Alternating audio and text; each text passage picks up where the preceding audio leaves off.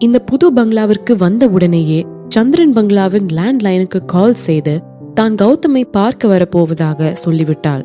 அவந்திகா வரப்போவதை பற்றி வேலையால் வந்து கூற கேட்ட சுலோச்சனாவிற்கு அதிர்ச்சியில் பேச்சே வரவில்லை. அவள் அருகில் பூர்ணிமா வேறு அமர்ந்து கொண்டிருந்தாள். ரவியுடனான நிச்சயதார்த்தம் முடிந்ததிலிருந்து அவள் சந்திரன் பங்களாவிலேயே தான் டேரா போட்டுக் கொண்டிருக்கிறாள். என்ன அவ இங்க வராளா என்று பூர்ணிமா வாயை பிளக்க, அவங்க யங் மாஸ்டர் பார்க்க வராங்களா மேடம், பணிவாக சொன்னான் அந்த வேலையாள். இத்தனை வருஷமா தாம் பெத்த புள்ள மேல இல்லாத பாசம் இப்ப என்ன திடீர்னு பொத்துக்கிட்டு வருதா? அவ கண்டிப்பா ரவிய மடக்கி கைக்குள்ள போட்டுக்கிட்டு மறுபடியும் இந்த குடும்பத்துல வந்து ஒட்டிக்கலான்னு தான் பிளான் போட்டிருப்பா. பாம்பின் சீற்றம் சுலோச்சனாவின் குரலில். அவரை பொறுத்தவரை பூர்ணிமாவை தவிர ஊரில் உள்ள எல்லா பெண்களும் ரவியை மயக்கவே நினைக்கிறார்கள் என்று நினைப்பு. அவந்திகா அப்படிப்பட்டவ இல்ல ஆண்டி, பூர்ணிமா எடுத்துரைத்தாள். நல்லவளாம். அதோடு அவளோட நாதன் குடும்ப சொத்து எல்லாம் இப்ப திரும்ப அவளோட கைக்கே வந்துருச்சுன்னு நான் கேள்விப்பட்டேன். பிரசாத் மணியன் அவந்திகாவிடம் சந்தித்த தோல்வி ஊரறிந்த விஷயம்தான். ஆனால் எக்ஸ்-பிசி மேனேஜரை உருவாக்கியவளே அவந்திகா தான் என்பது ஊரில் இருக்கும் யாரும் அறியாத விஷயம். அதில் பூர்ணிமாவும் அடக்கம் என்பது பின் குறிப்பாகும். ஹே, அந்த சொத்தெல்லாம் சில்லற காசு. அவள்லாம் பேராசை பிடிச்சவ, இன்னும் அதிகமா தான் எதிர்பார்ப்பா. சுலோ கொதித்தார். நம்ம ரவி கிட்ட அவ கௌதம பார்க்க வர விஷயத்த பத்தி சொல்லலாமா ஆண்டி? அவளுக்கு தேவையான விஷயத்திற்குள் வந்தால் பூர்ணிமா. என்ன பேசுற பூர்ணிமா நீ? அதெல்லாம் ஒன்னும் சொல்ல வேண்டிய அவசியம் இல்ல. அவ வரப்போ அவளை கௌதம் பார்க்கவும் நம்ம அனுமதிக்க கூடாது. நாளைக்கு வரட்டும், அவளுக்கு இந்த வீட்டுக்குள்ள காலடி எடுத்து வைக்கிற தகுதியே இல்லைங்கிறத அவளுக்கு புரிய வைக்கிறனா இல்லையான்னு பாரு என்று கருவினாள் சுலோச்சனா. அதற்கு பூர்ணிமாவும் சிரித்து தனது சம்மதத்தை தெரிவித்து வைத்தாள். அடுத்த நாள் காலையிலேயே சுலோவும் பூர்ணிமாவும் குளித்து உயர் ரக உடை உடுத்தி முகத்தை ஒப்பனைகளில் முக்கி எடுத்துவிட்டு ஹாலில் வந்து அவந்திகாவின் வருகைக்காக தயாராக அமர்ந்து இருந்தார்கள். ஆனால் நாள் முழுவதுமே காத்திருந்து அவர்களது மேக்கப் தான் கலைந்து போனதை தவிர அவந்திகா வருவதற்கான எந்த அறிகுறியும் தெரிந்த பாடில்லை. இவர்கள் இருவரும் ஹாலிலேயே கட்டெரும்பாய் தேய்ந்து கிடந்தார்கள். சூரிய பகவானும் தனது ஷிப்டை முடித்துவிட்டு வீட்டிற்கு நடையை கட்டிவிட்டார். ஆனால் அவந்திகா மட்டும் வந்த பாடில்லை. இந்த அவந்திகா என்ன நம்மள முட்டாளா பாக்கறாளா? நானும் நாள் முழுக்க வெயிட் பண்ணி பார்த்துட்டு இன்னைக்கு வரேன்னு சொன்னவள ஆளையே காணுமே என்று எரிச்சலோடு சலித்து கொண்டார் சுலோ. பூர்ணிமாவோ இதையே தான் மனதில் நினைத்து கொண்டிருந்தாள். ஆண்டி, நான் என்ன நினைக்கிறேன்னா, அந்த அவந்திகா இங்க வர பயந்து போயிருப்பான்னு என்று பூர்ணிமா சிறு சிரிப்போடு கூற, அந்த அளவுக்காச்சும் அவளோட தகுதி என்னன்னு அவளுக்கு தெரிஞ்சிருக்கே சிலுப்பி கொண்டார் சுலோ. சரி வாங்க ஆண்டி, நம்ம போய் டின்னர் ரெடி ஆயிடுச்சான்னு பாப்போம். இன்னும் கொஞ்ச நேரத்துல ரவியே வந்துருவாரு போல என்று கூறினாள் பூர்ணிமா. ரவியும் அன்று வீட்டிற்கு சீக்கிரமாகவே வந்துவிட்டான். எப்படி வடகத்தை பாதுகாக்க நம் அம்மாக்கள் நம்மை நியமித்து விட்டு போன பின்னர் கண்கொத்தி பாம்பாக எந்த காகையையும் அண்ட விடாமல் பாதுகாப்போமோ, அந்த மாதிரி அருண் ரவியின் கார் அந்த ஏரியாவினுள் நுழைந்ததுமே அவந்திகாவிடம் சென்று செய்தி சொல்ல ஓடியவன் அங்கே அவந்திகாவை பார்த்து அசந்து போய் நின்று விட்டான். கா என்று மட்டும் அவனது வாய் கூறினாலும் அவனது கண்கள் இவளது அழகை பிரமித்து பாராட்டி கொண்டிருந்தன. அன்று காலையிலேயே அவந்திகா பியூட்டி பார்லர் சென்றிருந்ததன் பின் விளைவாக அவளது கட்டை முடி ஆங்காங்கே புழுவென சுருண்டு கிடக்க அவள் மேக்ஸி வகையை சேர்ந்த ஒரு டாப்பை உடுத்தி இருந்தாள். அந்த டாப்பின் டர்காய்ஸ் நிறம் அவளது தோளின் நிறத்திற்கு பாங்காக பொருத்தி போயிருந்தது. கையில் முத்து வேலைப்பாட்டுள்ள ஒரு பிரேஸ்லெட் மட்டுமே அணிந்திருந்தாள். காதில் ஒரு வைரக்கல் மட்டும் பதித்த தோடு அதன் மதிப்பை காட்ட ஒளியை வீசி அடித்து கொண்டிருந்தது. மித்தபடி முகத்தில் பெரிதாக எந்த பொப்பனையும் இல்லாமல் கண்களில் மை மட்டும் இட்டு உதட்டில் லிப் பாம் பூசியிருந்தாள். அதிலேயே அவள் அழகு பார்ப்பவரை மீண்டும் மீண்டும் திரும்பி பார்க்க வைக்கும் அளவு இருந்தது. இவை எல்லாவற்றையும் தோற்கடிக்கும் அளவிற்கு இருந்தது அவளது கண்களில் இருந்து வீசிக்கொண்டிருந்த தன்னம்பிக்கை ஒளி. அது பார்ப்பவரை நிச்சயம் பூர்வம் உயர்த்த வைக்கும் என்பது மறுக்க முடியாத உண்மை. அக்கா, நீங்க இப்படி அடிக்கடி ட்ரெஸ் பண்ணணும் என்றவன் அவள் அழகை பாராட்டும் விதமாக அவன் மேலும் அடுக்கிக் கொண்டே போக, சரி நான் கிளம்புறேன் என்றாள் அவந்திகா. அவள் 2 அடி எடுத்து வைத்திருப்பாள். அக்கா, நீங்க ஏன் மிஸ்டர் சந்திரன் வீட்டுக்கு வந்ததுக்கு அப்புறம் கிளம்புறீங்க என்றான் புரியாமல். ஏன்னா அவர்தான் என்னோட பிளான்ல முக்கியமான ஆளே என்றாள் அவந்திகா. ஓ ஓகே என்றபடி தனக்கே உரித்தான வில்லன் சிரிப்பை சிந்தி வைத்தான் அருண். அவனது அக்காவின் பிளான் என்னவென்று அவனுக்கு தெரியவில்லை. என்றாலும் அவள் அதில் கண்டிப்பாக வெற்றி பெறுவாள் என்று மனமாற நம்பினான். யாரோ இன்னைக்கு நம்ம அக்கா கிட்ட நல்லா வாங்கி கட்டிக்க போறாங்க. அவனது மனது குதூகலித்தது. அவந்திகா வாங்கி இருந்த புது மெர்சிடிஸ் பென்ஸ் சந்திரன் குடும்ப பங்களா முன் வந்து நின்றது. இவளை பார்த்து வாயை பிளந்த செக்யூரிட்டி கதவை திறந்துவிட அவள் உள்ளே சென்று காலிங் பெல்லை அழுத்தினாள். இங்கு சுலோவிடம் ஓடி வந்து வீட்டு வேலையாட்களுள் ஒருவன், மேடம், அவந்திகா மேடம் வந்திருக்காங்க என்றான். சுலோவும் பூர்ணியும் இரவு உணவை டேபிளில் அடுக்க வேலையாட்களுக்கு உதவி கொண்டிருந்தனர். என்ன, அவந்திகா வந்திருக்காளா? அவளது கண்கள் தானாக விரிந்தன. ஆமா மேடம், கதவு கிட்ட நின்னுட்டு இருக்காங்க என்று கூறினான் அந்த வேலையாள். இனிமேல் அவள் வரப்போவதில்லை என்று தான் நினைத்து கொண்டிருக்க, இவள் என்ன திடுதிப்புன்னு வந்து நின்னுட்டு இருக்கா? சரி, அவளை உள்ள விடு. இன்னைக்கு அவளுக்கு பங்க்சுவாலிட்டினா என்னன்னு கத்து கொடுக்கறேன் என்று பின் வார்த்தைகளை முணங்கி கொண்டார். மறுபக்கம் பூர்ணிமாவின் மனதில் ஏதோ ஒரு எச்சரிக்கை உணர்வு எழுந்தது. இவ எப்படி கரெக்டா ரவி வீட்டுக்கு வந்த பின்னாடி வந்திருக்கா? இதை நினைத்தவள் அவளை உள்ளே விட வேண்டாம் என்று சொல்ல வாய் திறக்கும் முன் அந்த வேலையால் அவந்திகாவை உள்ளே விட கிளம்பி விட்டான். ஆண்டி, இவ ஏன் காலையிலயோ மதியமோ வராம இப்போ போய் வந்திருக்கா என்று உள் அர்த்தத்துடன் கேட்க, அவ என்ன நினைச்சிட்டு இருக்கான்னு யாருக்கு தெரியும், இப்போ உள்ள வருவாள்ல, கேப்போம் இரு என்றார் சுலோ அவளது உள் அர்த்தத்தை புரிந்து கொள்ளாமல். உள்ளே ஹாலை நோக்கி வந்து கொண்டிருந்த அவந்திகாவை பார்த்ததும் பூர்ணிமாவே தன்னை அறியாமல் வாயை பிளந்து விட்டாள். அவந்திகாவின் உடை சாதாரணமாகத்தான் இருந்தது. ஆனால் அந்த சாதாரணத்தையும் அதில் உயர்த்தி காட்டப்பட்டிருந்தது. பரபரப்பாக அதிக சத்தத்தோடு இருக்கும் பாப் இசை அழகென்றாலும் மெல்லிய இசையை கொண்ட மெலடியும் அதைவிட அழகுதானே. அந்த மெலடியை போல் இருந்தது அவந்திகாவின் தோற்றம். இன்று அவந்திகா வருகிறாள் என்பதற்காகவே தான் புதிதாய் வாங்கியிருந்த லேட்டஸ்ட் கலெக்ஷனில் ஒன்றை உடுத்தியிருந்தாள் பூர்ணிமா. அவள் உடுத்தியிருந்த உடையின் விலை மட்டும் 50,000. ஆனால் அது தன்னை அழகாக எடுத்து காட்டுகிறேன் என்ற பெயரில் அளவுக்கு அதிகமான வேலைப்பாடுகளையும் வர்ணங்களையும் பூசி பார்ப்பவரை திகட்ட வைத்தது. அதோடு அது பூர்ணிமாவின் உடல் வாகோடு வேறு பொருந்தாமல் போக உடை மட்டுமே விலை அதிகமாக தெரிந்ததை தவிர பார்ப்பவருக்கு சகிக்கவில்லை. அவந்திகா உடுத்தியிருந்த உடையின் விலை 10,000 ஆகும். அது கண்ணை கூசவில்லை. மாறாக அவளது உடல் அமைப்பிற்கு வெகு அழகாக பொருந்தி போயிருந்தது. நெல்லிக்கனியை சுவைத்த பின் இறுதியாக ஒரு இனிப்பு கிடைக்குமே, அதை மீண்டும் மீண்டும் சுவைக்க தோன்றும் அல்லவா? பார்ப்பவரை மீண்டும் மீண்டும் பார்க்க தோன்றும் அழகு. அத்தகையது அவந்திகாவின் அழகு. பூர்ணிமா அவந்திகாவை விட 5 மடங்கு விலை அதிகமான உடையை உடுத்தியிருந்தாள். ஆனால் பார்ப்பவரின் கண்கள் அவந்திகாவை தானே மோய்கின்றன. இவளை விட பண தகுதியும் செல்வாக்கும் குறைவாக உள்ள ஒருவள் இவளையே ஜெயிப்பது பூர்ணிமாவின் இரத்த அழுத்தத்தை எகிர செய்தது. பூர்ணிமாவின் வயிறு மட்டுமல்லாமல் இன்னொருவரின் வயிறும் அவந்திகாவை பார்த்து பற்றி எரிந்து கொண்டிருந்தது. அது வேறு யாருமில்லை, சாக்ஷாத் நம்ம சுலோவேதான். நீ உன் மனசுல என்ன நினைச்சிட்டு இருக்க அவந்திகா? இதுதான் நீங்க வர டைமா? இத வீடுன்னு நினைச்சியா இல்ல வேற ஏதாச்சும்னு நினைச்சியா என்று விளாசி தள்ள ஆரம்பித்தார் சுலோச்சனா. அதானே என்று அவருக்கு நன்றாக ஜால்ரா தட்டினாள் பூர்ணிமா. இதையெல்லாம் ஒரு நல்ல குடும்பத்து பொண்ணுகிட்ட இருந்துதான் எதிர்பார்க்கணும். உன்கிட்ட எதிர்பார்ப்பது தப்புதான் என்றார் சுலோ. இவர்கள் இருவருக்குமே தான் கத்தி கத்தி ரத்தம் அழுத்தம் எகிரியதே தவிர அவந்திகாவின் முகம் என்று அலர்ந்த மலர் போல் இன்னும் அதே மலர்ச்சியோடு தான் இருந்தது. நான் என்ன தப்பு பண்ணேன்னு நீங்க இப்படி எல்லாம் பேசுறீங்க, எனக்கு புரியல என்று பொறுமையாக கேட்டாள் அவந்திகா. உனக்கு நீ என்ன தப்பு செஞ்சிருக்கேன்னு புரியலையா? விளங்கிடும். காதை நல்லா தீட்டி வச்சு கேட்டுக்கோ. இப்படி எப்ப வேணும்னாலும் வந்து நீ நிக்கிறதுக்கே இது ஒன்னும் உன்னோட வீடு இல்ல, இது என்னோட வீடு பொங்கி விட்டார் சுலோ. அப்பாவியாக இமை கொட்டிய அவந்திகா, சந்திரன் குடும்ப வீட்டுக்குள்ள எல்லாராலையுமே ஈஸியா நுழைஞ்சிட முடியாதுன்னு எனக்கு தெரியும். அதனாலதான் நான் முன்னாடியே கால் பண்ணிட்டு வந்தேன் என்றாள் அவந்திகா. அதுக்காக என்ன நாள் முழுக்க வெயிட் பண்ண வைப்பியா என்கிறார் சுலோ. பெருத்த ஆச்சரியம் அடைந்தது போல் கண்ணை விரித்த அவந்திகா, என்ன சொல்றீங்க? அப்படின்னா நாள் முழுக்க எனக்காக நீங்க வெயிட் பண்ணிட்டு இருந்தீங்களா என்று கேட்டு வைத்தாள். அப்பொழுதுதான் பேச்சு வாக்குல உளறி விட்டோமே என்று புரிந்து கொண்ட சுலோ வராத இருமலை இருமி வைத்தார்.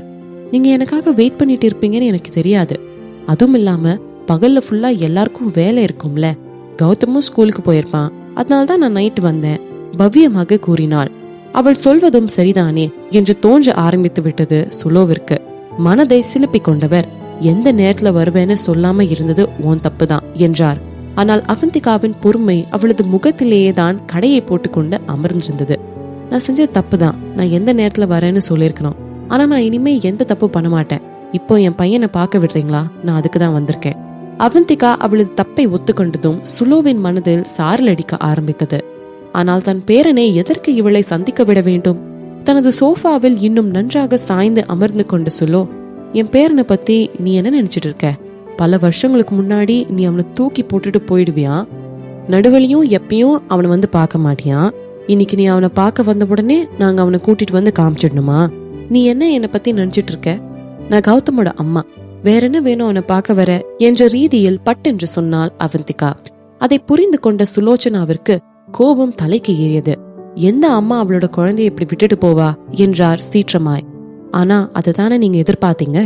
என்ன சொல்ல வர என்றபடி புருவத்தை சுருக்கினார் சுலோ. அவள் வாயிலின் அருகில் இருந்து மேலும் உள்ள வர அடி எடுத்து வைப்பதை பார்த்த பூர்ணிமா, இப்ப என்ன சொல்ல வர?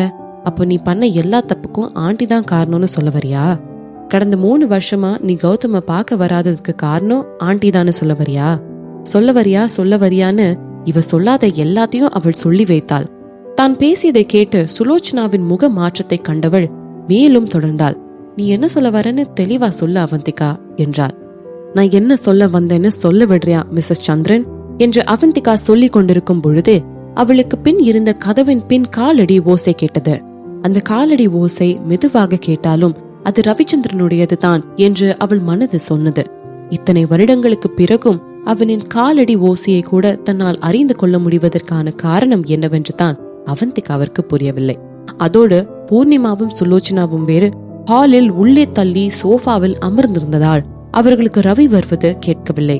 மேலும் அவர்களின் கவனம் முழுக்க அவந்திகாவின் மீதுதான் இருந்தது. சொல்ல வந்த எல்லாம் தெளிவா சொல்ல அவந்திகா, அதையெல்லாம் சொல்லாம இந்த வீட்டை விட்டு உன்னால வெளியே போக முடியாது. கோபம் கொப்பளிக்க சீற்றத்துடன் பேசி வைத்தார் சுலோ.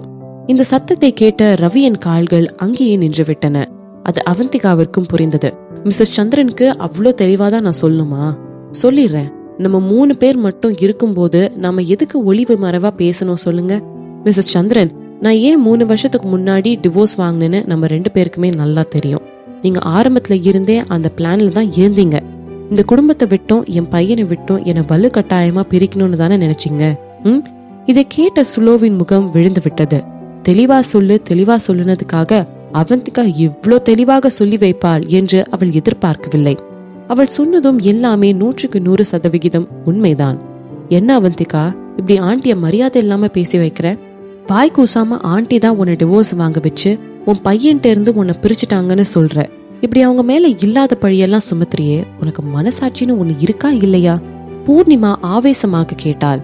ஓ, மனசாட்சி, அத பத்தி நீ பேசுற பத்தியா? அதான் ஹைலைட். இந்த பிளான்ல அவங்களுக்கு நீயும் தான் உடந்தையா இருந்தன்றத மறந்துட்டியா பூர்ணிமா?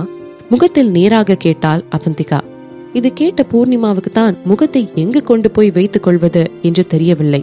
அதையெல்லாம் பார்த்து கொண்டிருந்தால் பிழைப்பு நடத்த முடியுமா என்று நினைத்து கொண்டவள், என்ன பேசுற நீ? முதல்ல ஆண்டி மேல பழிய போட்ட, இப்ப ஏன் மேல பழிய தூக்கி போடுற? எவ்வளோ கேடு கெட்ட எண்ணம் அவந்திகா உனக்கு! கண்கள் சிவக்க முகம் வெளுக்க பூர்ணிமாவின் வார்த்தைகளும் தள்ளாடின. கேடுகெட்ட எண்ணமா? அவர்கள் மீது அழுத்தமான பார்வையை வீசியவள், நீங்க 2 பேரும் தான் என்னை டிவோர்ஸ் கொடுக்க சொல்லி வற்புறுத்துனீங்க. மிஸ்ஸஸ் சந்திரன், நான் இந்த வீட்டுக்கு கல்யாணம் ஆகி வந்ததுல இருந்து நீங்க என்ன வெறுத்தீங்க. ஈவன் நம்ம 2 பேரும் மட்டும் இருக்கும் போது எத்தனை தடவை என்கிட்டயே உன்னை என்னைக்கும் என் மருமகளா நான் ஏத்துக்க மாட்டேன்னு சொல்லிருக்கீங்க. அது மட்டுமா, இப்பயே உன்னோட மூட்டை முடிச்செல்லாம் கட்டி ரெடியா வச்சுட்டு டிவோர்ஸ் வாங்கிட்டு இந்த வீட்டை விட்டு கிளம்பிரு, ஏன்னா பூர்ணிமாவோட கால் தூசிக்கு கூட நீ ஈடாக மாட்டேன்னு என்கிட்டயே சொன்னீங்க இல்லையா? சரி, இதெல்லாம் போகட்டும். நீங்க 2 பேரும் சேர்ந்து அன்னைக்கு ஒண்ணு பண்ணீங்களே, அதுவாச்சும் நடந்துச்சா இல்ல அதுவும் நடக்கவே இல்லைன்னு சொல்ல போறீங்களா? அதிகம் பேசாத அவந்திகாவே பொங்கென்று பொங்கிவிட்டாள். இவர்கள் எதை சொன்னாலும் பொறுமையாக போகும் அவந்திகா இப்படி பாயிண்டாக பேசி அவர்களது மூக்கை உடைப்பாள் என்று அவர்கள் என்ன கனவா கண்டார்கள்? அவள் பேசியதை கேட்ட அவர்கள் இருவரின் முகத்திலும் ஈ ஆடவில்லை. சில விஷயங்கள் என்றுமே மறைக்கப்பட்டுதான் இருக்க வேண்டும். கடந்த இத்தனை வருடத்தில் என்றுமே இவள் இதை எடுத்து முன்வைத்து பேசியதில்லையே. ஆம், 3 வருடங்களுக்கு முன்னர் அந்த தவறை சுலோச்சனா செய்தார்தான். ஆனால் இப்படி வெளிப்படையாக அதை போட்டு உடைப்பாள் அவந்திகா என்று அவர் கனவிலும் நினைத்து பார்க்கவில்லை. அவருக்கு முகம் முற்றிலுமாக விழுந்து விட்டது. உடல் நடுங்க ஆரம்பிக்க, அவந்திகா, நீ சொன்னது சரிதான். நீ பூர்ணிமாவோட கால் தூசிக்கு கூட சமானம் இல்லாதவ. என் பையனுக்கு தான். அதனால முதல்ல இந்த வீட்டை விட்டு வெளியே போ என்று கத்தினார் சுலோச்சனா. நான் என்னோட பையனை பார்க்க தான் வந்தேன், இல்லனா நான் ஏன் இங்க வரப்போறேன்? அலட்டி கொள்ளாமல் சொன்னாள் அவந்திகா. இதில் மேலும் கடுப்பான சுலோச்சனா, நான் உயிரோட இருக்கிற வரைக்கும் கண்டிப்பா என் பேரனை பார்க்க நான் உன்னை அனுமதிக்க மாட்டேன் அவந்திகா. அவனுக்கும் உனக்கும் இனி எந்த சம்மந்தமும் இல்ல. இனி நீ அவனுக்கு அம்மாவும் இல்ல, அவன் உனக்கு பையனும் இல்ல. என்ன சொன்னீங்க? தெளிவுபடுத்திக் கொள்ள கேட்டாள் அவந்திகா. இனிமே என் பேரனுக்கும் உனக்கும் எந்த சம்மந்தமும் இல்ல. இன்னையில இருந்து பூர்ணிமா தான் என் பேரனுக்கு அம்மா. தனது ஒவ்வொரு வார்த்தையும் அழுத்தி சொன்னார் சுலோச்சனா. கடைசியில உங்க குணம் வெளி வந்துடுச்சு போல, குறுஞ்சிரிப்போடு கேட்டாள் அவந்திகா. புரிஞ்சதுன்னா சந்தோஷம். இப்ப என்னோட வீட்டை விட்டு வெளியே போ. மறுபடியும் இங்க வரணும்னு நினைச்சு கூட பாத்துறாத, கிட்டத்தட்ட கத்தினார் சுலோச்சனா.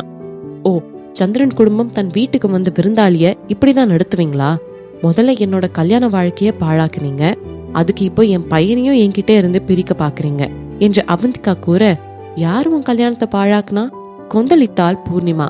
ஆரம்பத்துல இருந்தே ரவி என்ன மட்டும்தான் லவ் பண்ணாரு. நீ மட்டும் எங்களுக்குள்ள வராம இருந்திருந்தா நாங்க 2 பேரும் தான் கல்யாணம் பண்ணிருப்போம். அப்படி பார்த்தா நீ தான் எங்க 2 பேரையும் பிரிச்சுட்ட. நான் பிரிச்சேனா? அவந்திகாவிற்கு எரிச்சலாக இருந்தது. பூர்ணிமா, எப்படி உன்னால அப்படியே பிளாட் திருப்பி போட முடியுது? அப்படி ஒரு விஷயத்த பண்ணி என்னோட கல்யாண வாழ்க்கையே பாழாக்கிட்டு இன்னைக்கு வந்து நான் தான் உன்னையும் ரவியும் பிரிச்சேங்கிற, இது எப்படி தெரியுமா இருக்கு? ஆட தெரியாதவ மேட கோணல் நாளாம் என்று இவள் உதட்டை சுழிக்க பொறுமையை இழந்த சுலோ, போதும் நிறுத்த அவந்திகா, இனி நீ ஒரு வார்த்தை கூட பேசக்கூடாது. செக்யூரிட்டி, இவளை தூக்கி வெளியே போடுங்க என்று இங்கிருந்தே கத்தினார் சுலோச்சனா.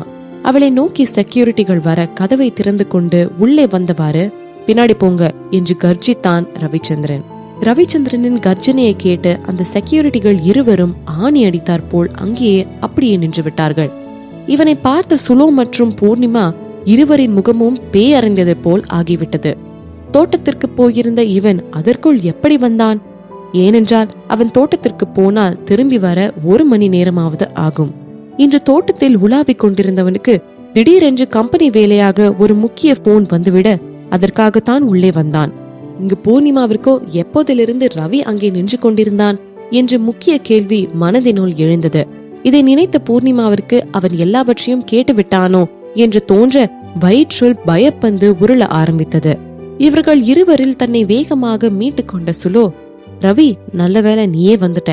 இந்த அவந்திகா இங்க வந்து தேவையில்லாத பிரச்சனை எல்லாம் பண்ணிட்டு இருக்காப்பா, அதான் செக்யூரிட்டியை விட்டு அவளை வெளியே அனுப்ப சொன்னேன். ஆமா ரவி, அதுவும் அவ ஆண்டியையும் என்னையும் ரொம்ப அசிங்கப்படுத்தி பேசிட்டா. தன் பங்குக்கு போட்டு கொடுத்தாள் பூர்ணிமா. அவந்திகா ஏதும் சொல்லவில்லை.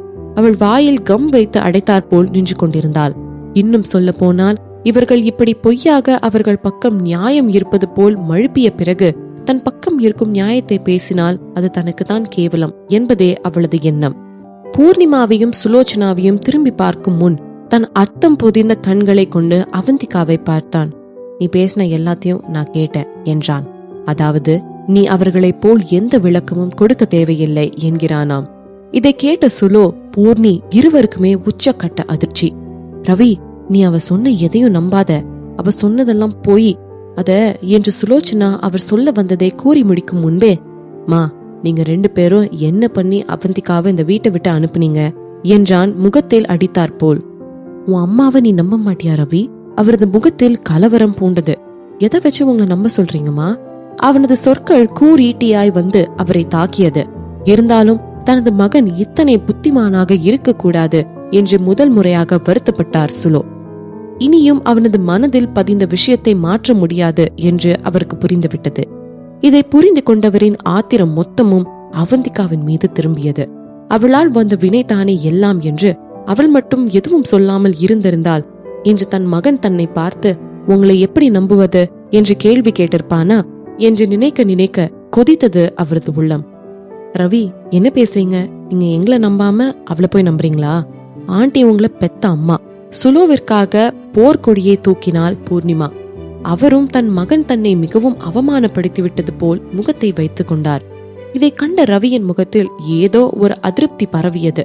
தனது தாயிடம் இப்படிப்பட்ட ஒரு முகமும் இருக்கும் என்று அவன் இது நாள் வரை கற்பனை கூட செய்து பார்க்கவில்லை.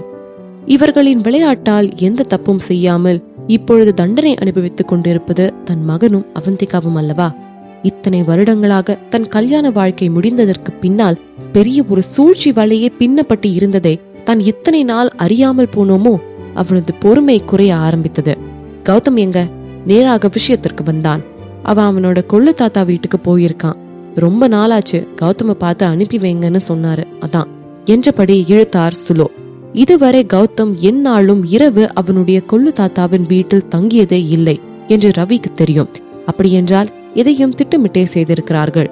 நான் வரேன்னு தெரிஞ்சதுனால்தான் வேணும்னே அவனை அங்க அனுப்பி விட்டீங்களா என்று கேட்டு வைத்தாள் அவந்திகா. வேணும்னேனா என்ன அர்த்தம் அவந்திகா? அவன் என்னோட பேரன், அவன் எங்க வேணும்னாலும் போவான் வருவான், சீறினார் சுலோ. இல்ல, நான் அவனை பார்க்க தான் இங்க வந்தேன், முணங்கினாள் அவந்திகா. நான் தான் சொல்லிட்டேன் அவந்திகா, என்னோட பேரனுக்கும் உனக்கும் எந்த சம்மந்தமும் இல்ல, இனி நீ அவனுக்கு அம்மாவும் இல்லைன்னு. இன்னும் அவரது வாயிலிருந்து 4 நல்ல வார்த்தைகள் வந்து கொண்டிருக்கும் தான்.